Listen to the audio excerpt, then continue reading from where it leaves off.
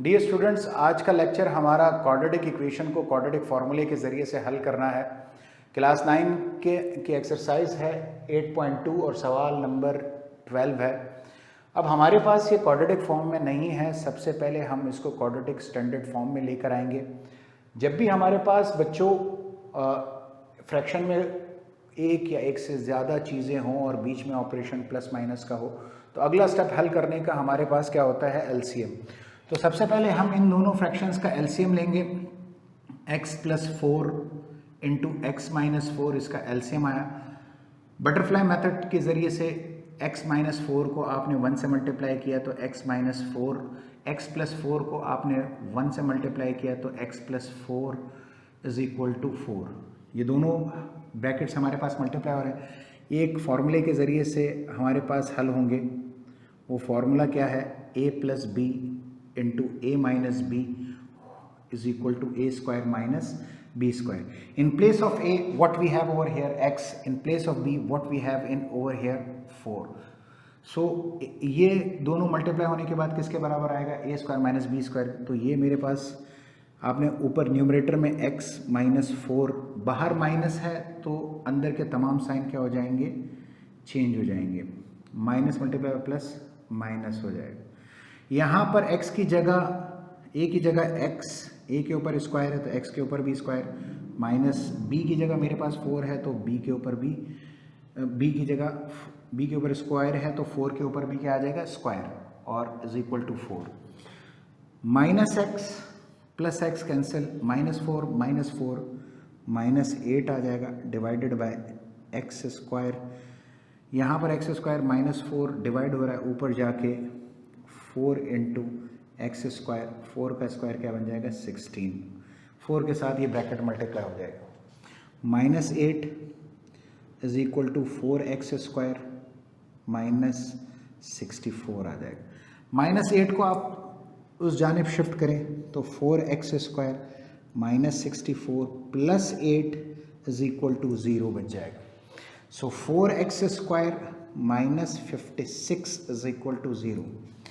अब सवाल हमारे पास ये क्वाड्रेटिक फॉर्म में बन चुका है स्टैंडर्ड, बट हमारे पास यहाँ पे मसला क्या है कि 4 दोनों में कॉमन आ रहा है। 4 क्या आ रहा है, दोनों में कॉमन। तो 4 को हमने कॉमन ले लिया, x² माइनस हमारे पास यहाँ पर 14 बच गया = 0। 4 डिवाइड मल्टीप्लाई हो रहा है, दूसरी जानिब जाएंगे तो क्या हो जाएगा, डिवाइड। तो 0 डिवाइडेड बाय 4, x² - 14 = 0। अब ये मज़ीद हल नहीं हो सकता। किस सूरत में हल नहीं हो सकता कि मज़ीद कॉमन नहीं निकल सकता। अब ये स्टैंडर्ड क्वाड्रेटिक फॉर्म में आ गया। क्वाड्रेटिक इक्वेशन की जो फॉर्म है उसमें 3 टर्म्स होते हैं, स्क्वायर के टर्म, एक्स के टर्म और कांस्टेंट। जबकि हमारे पास यहाँ पर सिर्फ स्क्वायर और कांस्टेंट है। तो हम क्या करेंगे कि इसको स्टैंडर्ड फॉर्म बनाएंगे। तो x² + 0 × x - 14 = 0। जो टर्म्स नहीं है उसके साथ कोफिशिएंट 0 लगा के हमने इंक्रीमेंट कर दिया। अब हम कंपेयर करेंगे क्वाड्रेटिक इक्वेशन के साथ। Compare with quadratic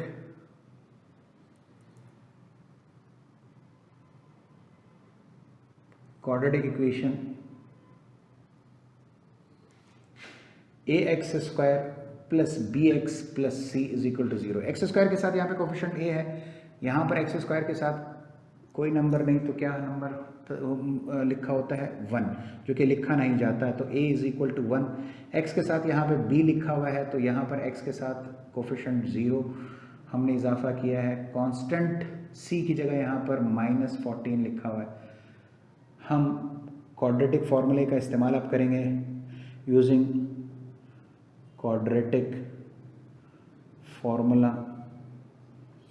quadratic formula क्या है, x = -b ± √b² - 4ac divided by 2a। b की वैल्यू पुट कीजिए। b की वैल्यू क्या है, 0। जहाँ जहाँ b है वहाँ पर 0 पुट कर दीजिए। अंडर रूट में b² है तो 0 का स्क्वायर -4 × 1 की जगह मेरे पास, a की जगह मेरे पास क्या पुट होगा, 1। c की जगह मेरे पास -14 पुट होगा, डिवाइडेड बाय 2 × a की जगह हमारे पास 1 पुट हो जाएगा। x is equal to plus minus 0 minus multiply by minus plus 4 into 14 हमारे पास 56 आ जाएगा, 2 इंटू 1 2 आ जाएगा।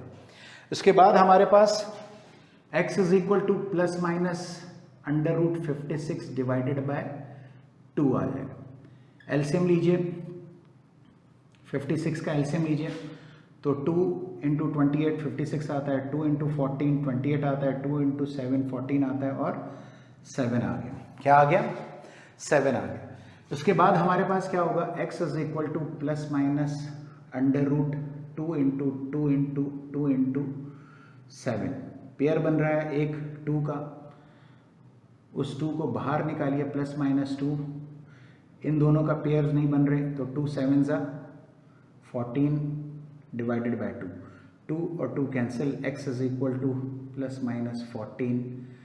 बच्चों x को एक दफ़ा प्लस में लिखिए अंडर रूट 14, x की वैल्यू एक दफ़ा माइनस अंडर रूट 14 में लिखिए, सोल्यूशन सेट फॉर्म में लिख दीजिए, minus under root 14 plus under root 14। आपके पास दो वैल्यूज़ क्वाड्रेटिक इक्वेशन की आ गई, दो वैल्यूज़ आ गई। ये आंसर है हमारे पास।